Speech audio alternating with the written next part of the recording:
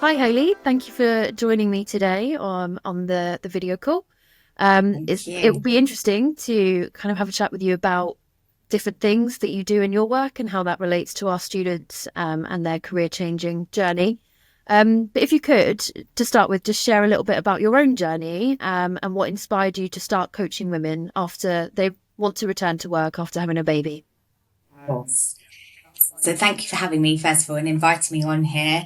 So, as Chelsea said, I'm Hayley. I am founder and owner of Coach and Consult with Hayley Hubble. It's the longest title ever. I am actually in the process of rebranding. It's too long to say. Um, but I essentially support individuals and companies with return to work and career transition. So, as Chelsea said, a huge area of what I do is supporting parents, especially mums. They seem to be the area that need the support the most with returning to work. And that's whether it's returning to work to a specific role after maternity leave, or they've just been made redundant during maternity leave, which is happening a lot at the moment, big grey area, Yeah. um, or whether they have had a longer career break and they are wanting to re-enter the workforce for the first time in a long time. Any stage or any phase of that can be really daunting, and you just need that bit of extra support and guidance. So what brought me here to setting it up? So my background is recruitment. I've got about 16 years. So that naturally goes hand in hand with the coaching I do, because I can offer that practical side as well, in terms of getting all your professional documentation in your ducks in a row, in that job hunting strategies. I've got a lot of contacts and connections. So that really helps have a clear plan of action driving forward. So that was always my background. And then I have my son. He is nearly 5. He just started Oh, school in September. It goes so quick. yeah. I had my son in 2020 during COVID, which had its own challenges, which I know so many will relate to. Well, It's hard becoming a parent as it is. yeah. And I think it gave me a lot of time to reflect and think. I had a year out in the company I was in at the time. And I remember I started panicking about going back to work 6 months in, because I completely changed overnight. I wasn't even sure what I wanted to do anymore, who I was. I completely lost my confidence, and I invested in coaching myself. Right. And that was a game changer for me, because I was able to have really great conversations with my employer in terms of what I want and need. I was able to shift my mindset. I was able to kind of get clarity in terms of what's next. And then so going back to work was a lot easier than it would have been. And actually, my company, because I'd invested so much, they then invested in coaching for me.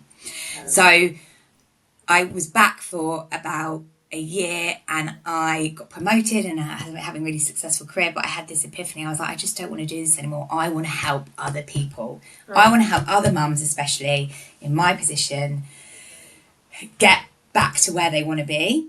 Yeah. And so I honestly set my company up overnight, and I handed my notice in, and the rest is history. So it's been running for just over 2 years. Nice. But it comes from a passion of knowing what it feels like. Yeah. And that's what's brought me here Yeah. today. I think it's important, isn't it? I think having that personal connection as well, knowing that I think people coming to work with you, knowing that you've been through it as well, that connection probably means quite a lot to people. Definitely. Because you have everything I coach, I have had personal experience of, because I think Mm, you bring that deeper level of empathy and understanding, as absolutely. well as, of course, the expertise and the guidance. So Yeah. I totally agree. When someone says something, I'll be like, I've been there. I promise it does get better, and this is how we will get there. So yeah, I Yeah. definitely think it makes a difference when you have personal experience or a story behind it. Yeah. 100%. I agree. So then also from your experience, what are some of those biggest challenges that women face when they are trying to re-enter the workforce? Particularly in tech.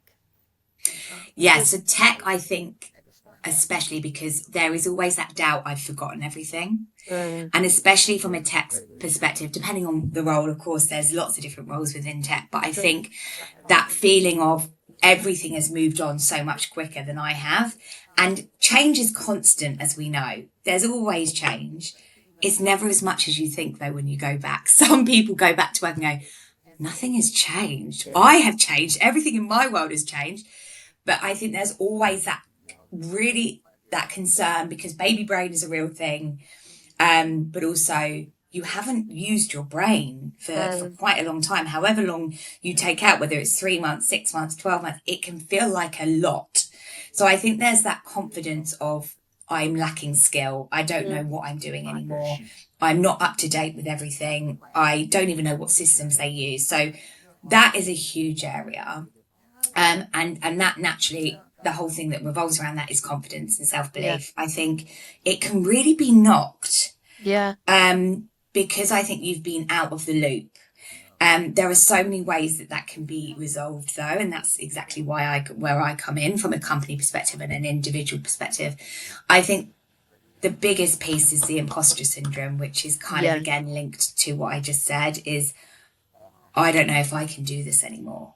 I don't know what my skill set is anymore. I don't know what my capability is. I've lost my self belief. Self worth can go kind of down the drain a bit. And I think part of that is because we've changed and we're not kind of keeping up with that. We're trying to be the person and the version we were before. Yeah. You're not going to be that person. And I think as soon as you realize that and embrace that and actually realize that you are a better version because you do still have those skill sets. Yes, they might need brushing up on and that will happen. But you've also gained so many other transferable skills from just becoming a parent Yeah. and the skills are absolutely insane, but we forget that because it's just fogged over and you feel like sometimes you're doing the same things every day. And I think just reevaluating and reassessing and reflecting on how much you've done and achieved. I mean, you are bringing up a human being. You are keeping a human Yeah. alive. That's not to be underestimated, I'm sure. So the imposter syndrome is massive, but actually, when we start talking and I start getting people to realize there's so many things you have gained, Yeah. and actually, that's an asset to any company, Yeah, because definitely. you will have a deeper level of empathy and understanding as well. You kind of soften a bit, Yeah. and that's great for lots of different roles. People roles and people management roles. So the imposter syndrome, absolutely. Identity is part of that. Really thinking, do I want to do what I'm doing anymore? Yeah. I'm doubting that, and it's getting clarity because again you've changed and you're kind of confused about what that looks like. I think they're the main things that come up Yeah. when I'm talking to people, and then of course the balance of how on earth am I going to juggle being a parent Yeah. and working. Yeah, it's a lot. And that's whether you have one, two, three. It doesn't change. In fact, that juggle gets more. Yeah. And I think it's working out how, what's your ideal like? What would work, and making sure that you are being organized and proactive and ahead of the game and getting that all sorted so that kind of you've got that peace of mind, and then you're having the right conversations with your employer to get the flexibility you need, or that work out that balance, but also accepting balance is going to be different every day. It's going to be Yeah. different every week. I don't even really like the term work-life balance because sometimes you're going to be the best mum in the world, sometimes you're going to be the best worker in the world, and it just fluctuates. And I think it's at coming to peace and accepting it's not always going to be level, Yeah. and that is okay. Yeah. But making sure that you know what you need and it's all lined up to have the right conversations. I'm all about accountability and empowering individuals to make sure that they are getting that with the right negotiations. Yeah. Yeah.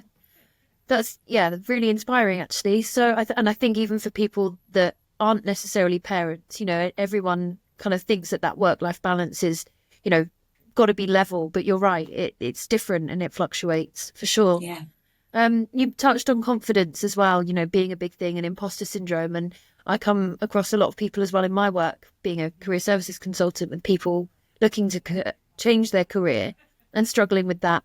But specifically for the people that you work with, or the mums returning to work, um, you know, what advice do you give to them that if they are doubting their skills or feeling that they've been out of the game for too long? Like, what is that advice and what does it look like? So, first of all, I love to be quite basic with this and go back to brainstorm. I don't even know if you can call it brainstorm anymore. It might be called thought shower. Um, I don't know why. And going back and reflecting and allowing yourself space with a nice cup of coffee or a wine, if that takes your fancy, and noting down all the skills and all the brilliant attributes that you have. Mm, It's going back to that and allowing yourself that time and mental space to start realizing, because it makes such a difference and there will be so much there. It might take time for that to come through, but I always say, go away and do that. yeah. I also have some amazing resources, as you can imagine, and like tasks that I send as part of the coaching that I do, which gets you to reflect. There's, ones on confidence, there's ones on identity, there's ones on managing change, because change is actually underlying any stage, isn't it? Like Yeah. anything that someone's going through in terms of a transition. But I think really reflecting on what are the skills that you have professionally Mm, and what are those skills that you have personally, yeah. you know, not just from being a parent, but just being from an individual, The other thing is, if people are comfortable, is asking your partner or your best friends or your family members to tell you what they love about you or what they think is unique to you or what your best skills and attributes are. Because it's lovely to hear Yeah. and to read, and it's getting that validation as well, and that empowerment, and that will naturally start to build your confidence up. Yeah. I am a huge advocate, and so everything I do is tailored to the individual. So not everyone will like affirmations, and if they don't, I will not push someone to do affirmations. Some people are like, no way. No. But if you are someone who likes affirmations, once you've done that task, and affirmations is something I really focused on before I went back to work, is, you know, changing those skills and that kind of what are the areas that you are struggling with, and putting them into an affirmation of it's going to be okay. Yeah. I am worthy. I am really good at my job. The more specific it is, the better. But then saying that to yourself daily, because you will then start to believe it and you'll start to live by it. They're really simple things, but I think that's what I always kind of start with, and making sure we're having conversations about kind of what's great about them, Yeah. and making sure that they are living by that and believing it. And also trusting it. There's a massive part of when you go through change that you can start lacking trust in yourself. Yeah. It's actually trusting that you do know what you're doing, Yeah. and thinking about situations of when you might have felt like this before and actually how you overcame it, or what did you do that made you feel better about that. Mm, yeah. So I think there's some of the, the simple areas. Yeah.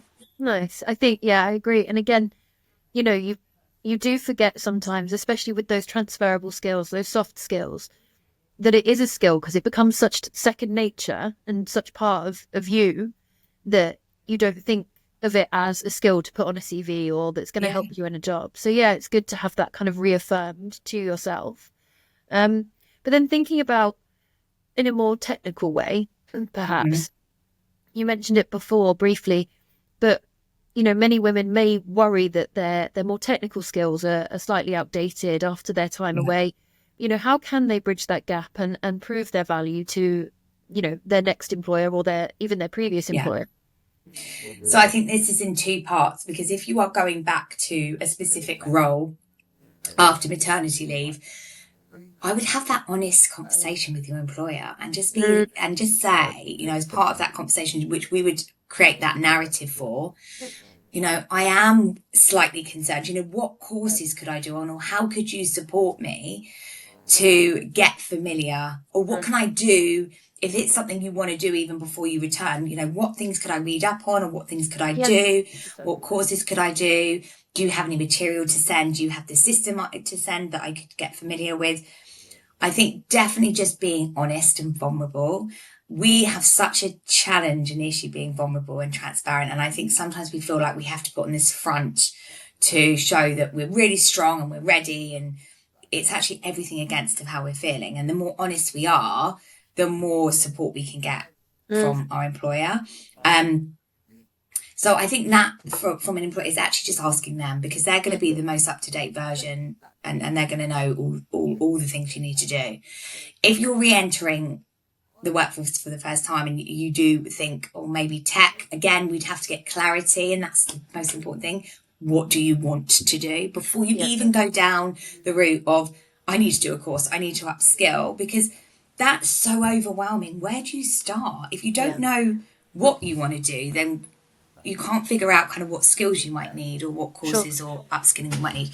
So I think getting clarity on what your passions are, what motivates you, where your skill set is, where's your transferable skills, what is realistic. And then when we figure that out, working out again what courses. There are so many amazing courses you can do, a lot of them for free, especially at the government website. They have lots of different ones. You obviously do loads. So sending to you guys. There's so many different courses that you can do, which would help with that. And naturally, when you're doing that course, and it can feel daunting, I imagine, Chelsea, you have people who are a bit scared of even going on to the course, because it can feel like a big step. But naturally, the more you know, the knowledge is power. I'm a huge advocate for knowledge is power and enhancing our learning and trying to upskill ourselves. But that will naturally build the confidence, and then you're getting that skill set, and then you are knowing what you're talking about. You're able to kind of get involved in those conversations, and you are then able to add that onto your CV, for example, or your LinkedIn, or any professional documentation, and you're also able to add that into your narrative. So I think definitely going on to courses, either with yourselves or simply Googling what courses. There's so many great ones out there. Make sure that they are legitimate, because there can be some out there that aren't necessarily accredited or qualified, and you want to get that, because if you're going to invest your time in something and invest your money, if it is a paid one, you want to make sure that you're coming out with something that is demonstrating to employers that you've got the right skill set. The other thing is looking at, so when we've worked out that clarity of what do those jobs look like, is simply, when you're looking at job roles, seeing what they're asking for. Because every job role will have those essentials and those desirables on there of what you need to have from a potential qualification, potential course, accreditation, skill set, because that will give you some really great insight. And also, I'm massive on networking and having conversations with people. So when you have clarity on kind of what those job roles look like, reaching out to people on LinkedIn. You might know some people already, and simply asking them, can I get your advice? What course did you do? You could simply type into LinkedIn kind of that job role and see what people come up, and look at their profile and get inspiration. But I think having conversations, because not only will having conversations kind of help you navigate and get advice and get guidance from people in that area already, it might open up some doors. It might open up some opportunities. They might say, oh, funnily enough, we've got a trainee program at the moment. Trainee programs are an amazing way if you are re-entering the workforce for the first time and you want to gain. There's so many great trainee programs. If you're at the graduate end, there's graduate programs, and they upskill you as well. So you learn on the job. So it's actually a very exciting world out there now, where there's so many resources to tap into. And that mirrors a lot of the advice that we give within career services about, familiarizing yourself with different job descriptions for roles that interest you, and as you say, just looking through that essential and desirable, as well as then networking as well. And it does make a huge amount of difference overall in the job search, for sure. You touched on as well, CVs and LinkedIn and what to put on it. But I think some women can fear that having a career break on their CV might hold them back. Mm. How can they frame that experience in a positive way during applications and interviews and things like that? I am a huge advocate, and I even did a post on LinkedIn about this, and it sparked up a lot of conversation about put it on your CV. Put motherhood, put career break on your CV. Don't ignore it. The amount of people who think, oh, I don't want to showcase that because I don't think it looks very good. But why don't you think it looks good? I think it's also going back to what experience or what bad experience have you had of someone having a career break? Actually, let's spin that. Let's shout about it. Let's be open about it, and let's share kind of our experiences from that career break. If it is maternity leave, then you want to put that on there. And then I'm also about put the skills that you've attained and developed during that time on there. Speak about how proud you are that were in that position, and how it's changed you, and what it's made you be able to do that maybe you couldn't do before. Same as a career break, talk about what you've been doing on that career break. Even if it's grief, or it's going through, I don't know, fertility treatment, or you just needed some time out for mental health, or it was because you were in between jobs, because there's so many redundancies being made at the moment and it was just taking longer. Be honest and open about it, but spin it in a positive way and showcase those things that you have been doing. Have you been volunteering during that time? I mean, on maternity leave, generally you are keeping a child alive. That is enough. But you talk about the skills that you develop doing that. But if, for example, you have had you might have been doing other things. Even if you haven't, time to reflect and realise what you want to do. Yeah. It's given you space to realise, actually, this is what I want to do and this is what I need to do to get there. I think that's really appealing, because it means that when you are applying for jobs, you're serious about it. So absolutely put it on your CV, put it on your LinkedIn, shout about it, spin it in a really positive way, talk about those skills that you've developed and those experiences that you've experienced that are actually going to help you moving forward, both personally and professionally. And naturally that will create that narrative. So if that question comes up, then that's something I can work with people on in terms of that narrative. How do you talk about that confidently? Yeah. Don't shy away from it, but making sure it's then relevant, and it's relatable, and it's spinning it. If you start shying away from it, people question it, don't they? But I think it's owning it and trusting it. But that's what I always advise. Yeah, I think that's really inspiring, because definitely in my experience, in my role, coming across people feeling like they don't want to put that on there. And I think not having a career break on your CV can raise more questions sometimes. What were you doing during those months or years? So I mean, hearing you speak about that in that way, in a really positive way, it's really inspiring, and I think will hopefully help a lot of people. On that. But we touched on it a little bit earlier. But work-life balance, it's the buzzword. It's what's coming up a lot, and it is a big concern for mums returning to work. What are some of those realistic ways that they can set boundaries and advocate for flexibility without feeling like they're asking for too much?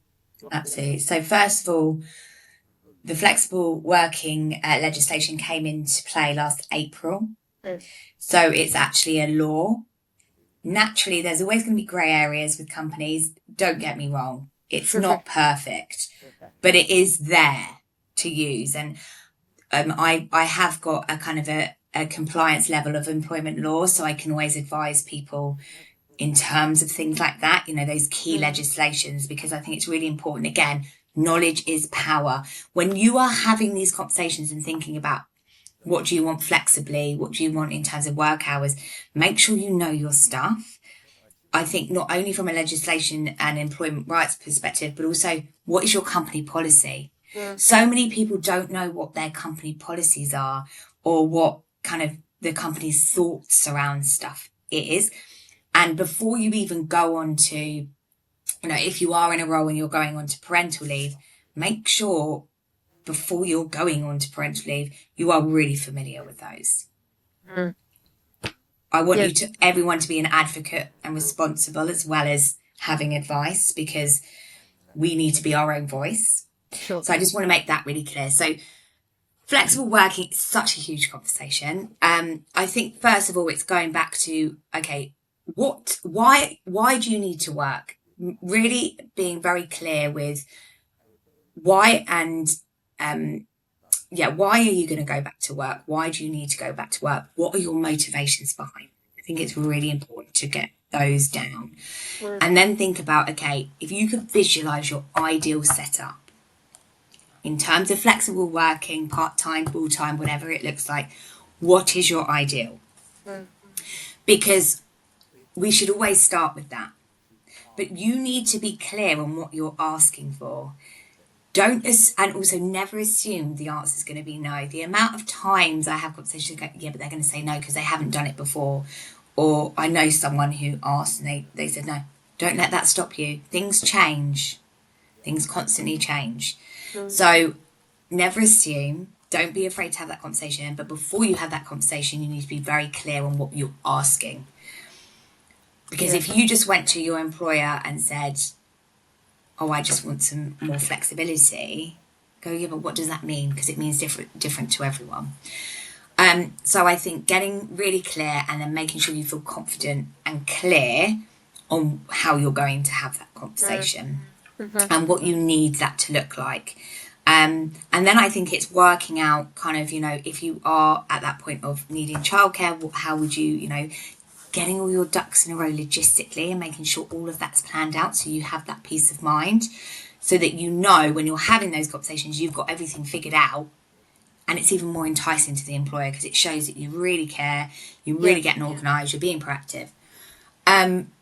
Sorry, what was the other part of the question? I know flexible working. Just how people can kind of set those boundaries for themselves, Yeah, and because I know that a lot of people, we've mentioned quite a lot on this call about lack of confidence, and some people might feel yeah, like they're asking too much, perhaps. yeah. I think it goes back to when I said about what's the purpose for working? What are those motivations behind needing to work or wanting to work? Like really getting clear with that. And then it's going back to what is important to you? Mm. What are your priorities? Because before you even go into your boundaries, you need to understand what they are, because then they will form your boundaries. So, for example, it could be, right, my absolute priority is being able to drop off and pick up my child from nursery at these times. Mm. So, what do you need to do? So, that boundary could be that I pick up my child every day at 4:30, for example. Mm. So, what do you need to do? You need to have that conversation with your employer to make sure that that is something you can do, and also work out kind of solutions if they come back and say, well, hang on a minute, how do we know you're going to get all of your work done? Well, actually, I could log in for an extra half an hour or something in the evening to make sure everything, I think it's working out those boundaries and what's important to you to create that boundary. And then it's thinking about, okay, what else do I need to do? I need to communicate with the team that that's what I'm doing. Yeah. The rest of the team, because the more that people know, the people won't question it. Yeah. If you don't say anything, there will be comments like, oh, part-timer, oh, she's leaving early again, or he's leaving early again. So I think it's communicating with the team, it's blocking things out in your diary, Mm. it's putting things in your out of office, in your signature bit, these are my working hours, or on these days I'll be working these hours. So first of all, it's working out what is important to you, what are your priorities, changing them into boundaries, Mm. and then it's communicating those Yeah. and getting them set out, and then it's putting other things in so that every single person knows about them because you have over communicated, Yeah. and then you're living them, Yeah. and then it's down to you to make sure you continue living them. Yeah. Boundaries evolve as well, so don't be afraid that the first few months you might have boundaries and they might change, as long as they are okay for you and you are comfortable with that, and it's kind of like a positive negotiation, that's fine. But don't be afraid to reevaluate, and actually, I would say reevaluate those boundaries every couple of months or few months, so that Mm, you're living by them, but you might need to shift some of them because yeah. things change. Mm, yeah. No, that's great advice. I think as well for us, as learning people, a lot of the focus is on career changes, perhaps moving into a new industry completely. So specifically tech, which can feel really intimidating. I think, Yeah. especially if you're coming from a different background. Um, and obviously, we all know the numbers. Women are very underrepresented Yeah. in the kind of industry. So, what would you say to someone, a woman who is interested in moving into tech, but feels like she doesn't fit the mold, so to speak? That's why I'd say, what is the mold? Yeah. Like, why do we want to fit in? I think, funnily enough, I moved from I was always financial services, Big Four, London, corporate. And I actually moved from that to games, which is quite similar to tech in a Uh, way. And actually, something that I always focused on because of my recruitment, I was able to kind of give myself this advice is there is so many positives about bringing a different perspective and Absolutely. different industry knowledge into something different, because you may have been doing different processes that will work better in that industry. You'll be bringing a whole new way of working. You'll be bringing a whole new way of perspective. Um, there is so many benefits and there's so many transferable skills. In fact, I was always a huge advocate and encourager of clients looking at different backgrounds and different Uh, industries. Because if you have everyone in your team from the same background in industry, you haven't got new blood. You haven't got new ideas. You haven't got that diversity. You uh, haven't got those different opinions, those different anything. So I think it's actually a really positive thing. How you frame that is just as important. So, if that came up as an interview question, which it will uh, probably, saying, well, you haven't got tech experience, it's making sure that you have planned that in terms of, no, but what do I have? yeah. What can I bring? I can bring that different perspective. And actually, you may have Yeah. even worked in the tech, may have even had some relevant stuff, but it's bringing also back from the job spec. What's on the job spec that you already have? But there's a lot of positives, and actually every team should have people from a different background in industry. Mm, yeah, agreed. And I think, yeah, that's something that we also, as in learning people, we shout about that as well, taking people from different backgrounds, different industries, different, life journeys, I think adds such a nice variety into various different teams and organizations. So, yeah, absolutely. I can agree with that for sure. Um, Thinking more about then on the employer side of things, what can companies be doing to better support women returning to work? And what can those women then look for in an employer to know that Yeah. they'll be valued and understood?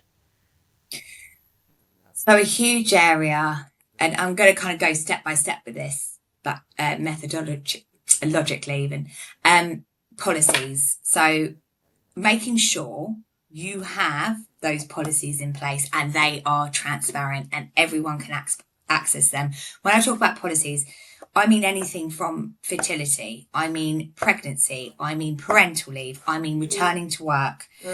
There should be a policy, flexible working. There should be policies in place. Ask the question. Make sure again, knowledge is power. But companies should have those policies in place. And there are people out there who can help you. I have people who I can recommend. But I think the more that's also beneficial to the company because they've got a policy to live by and run by. But also, it's then very, very beneficial to the employee as well. Mm, So that's a key one. I think making sure your leaders and your managers are very clear on those policies as well. But also they are equipped with the right resources and the right tools to have the right conversations. Because let me tell you, the amount of awful conversations people have had, whether pregnant or on parental leave or returning to work, because that manager or leader hasn't managed it well. They've said the wrong things, they haven't showed empathy, they have made someone feel worse. So I think making sure, again, something I offer and a lot of other people offer, is that training in terms of letting people know and getting that empathy. That empathy is so important. The empathy of a journey someone might be going through when they're going through change, such as having a child, and then equipping them with the right tools to have the right conversations and how to manage that process as well. What questions to ask. And that's from pregnancy, from them going on to parental leave through to kind of beyond, really. And then, of course, it's having that support, such as coaching. I work with about 5 different companies who invest in coaching for their employees. And that is from anything from family planning, fertility navigation, through all the way through to returning to work, and all the different phases and stages that you will go through after that. So if you can invest in that support, whether it one-to-one coaching, group coaching, workshops where you can just get that knowledge and have those open conversations, I think that is key. And naturally, that will create that culture. It's all about that culture. It needs to come from the top. People need to be talking about, the struggles that they might be having. They need to be vulnerable. They need to encourage conversations. They need to check in with your employees going through major change. They might be struggling and they might be too scared to say anything. And it is just as much their responsibility, but also just as much as the employer's responsibility to make sure that they feel supported and that they have a voice and that they know that they can get that support. There's so many different things. I think they're the key things. But I think, a big gap that companies have are those managers and leaders not managing the whole process well. And sometimes it's no fault of their own, because they might have not experienced it before, and that's okay, but it still doesn't mean you can't show empathy. It still doesn't mean we can't put them in the right positions to be able to manage those things. Yeah. That's great. Yeah. So, making sure those policies are in place, and then also making sure that everyone knows about them. That's the key part, I would say. Yeah, great. I think we talked about it a little bit earlier, but it is such an important thing that we teach here as well within career services. But how important is networking really for women looking to re-enter the workforce? And what is your advice on the best way to start building those connections? I love networking. I never used to. It's really interesting. Networking can be incredibly daunting. Yeah. There's also different types of networking, right? There's networking where you are going physically to an event, face to face, and you're entering in and you're kind of like, oh, this is me and I need to go and talk to people. There's also networking, which is just through LinkedIn, right? Which is connecting with people, relevant people, starting conversations, commenting on posts. That is networking because people are recognizing you, joining relevant LinkedIn groups, and again, getting knowledge and kind of connecting with people, reaching out to people. And of course, there's also like online networking groups. The great thing about COVID is that lots of things are online and very accessible now. So you can join kind of at any point. I think networking, when you are meeting people face to face, especially, you are you are starting to build a relationship. People can see you for who you are. You have the opportunity to really share what you're like as a person. People buy from people. Yeah. And people buy from people they like and who are like them. So I think networking is amazing. I think naturally you have to build your confidence to start that, but there's no time like the present. It's trial and error. It's putting yourself out there, but it's also finding the right networking events that are relevant to you. So if you are networking to try and find a specific role, it's great to go to those networking events in that industry that you're going to meet those decision makers. You're going to meet people who can give you advice and guidance. And also, I think it's really important to go to these networking events with your story and a clear narrative. I don't like to use the term elevator pitch because it is very daunting. But, a 60-second, if someone were to say to you, why are you here? What are you about? Think about it, but have it authentic. I'm all about authenticity. Because if we try and say something in a script it doesn't feel right to us, how much more nerve-wracking are we? Yeah. You lose your words. So I think it's about going there, but also being yourself. Yeah. Being yourself, being comfortable. And I think the more you have clarity that this is the right direction and that you've got this and that you've got that self-belief and that confidence, you've got that narrative, you know why you're going, you know your purpose, the more you've got all of that, the easier it becomes. And then naturally when you go to one event, you then go to another. You then, I think it's about starting somewhere.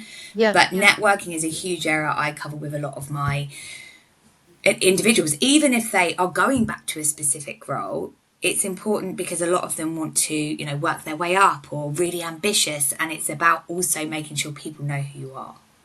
It's doing it in a time frame that feels right to you, so not rushing it. But I think it's a really important one, and it's almost making a plan together to start where you feel comfortable and then working your way up. Yeah, definitely. That's great advice. I think confidence really is key in the networking part. You need to be able to put yourself out there. So working on that first is really important. It's a good step. So Hayley, just to kind of round things up, if you could give just one piece of advice to a mum who's feeling unsure about getting back into the workforce, what would that be? So first of all, don't do it alone. Don't let yourself struggle alone. It makes me emotional saying that because I know so many people do, and I know I did. And it took me a while to get there. Talk about it with friends and family, be open and honest how you're feeling. But also trust yourself. Trust that you know best. Trust that you are amazing. Trust that you have those skills and that you are actually becoming a better version of that you were before, and that it's just figuring out what that version is. But I promise you it will be bigger and better when you start, figuring that out. And don't be afraid to ask for help. I think it's a tough journey. Yeah. It's an amazing journey. But there's a lot of, ups and downs. So I think ask for help and know that it's going to be okay, and that it's okay not to feel okay as well. There will be so many, it's a roller coaster. So I think that's my key takeaway. Oh, amazing. Thank you. I think that's good advice for anyone really job searching, but obviously in particular those women and the mums that are looking to go back into the workplace. Absolutely. So that's all from me today, Hayley, but thank you so much for your words of wisdom. I think that's been really, really helpful and will hopefully inspire lots of women that are looking to get back to work. So thank you so much.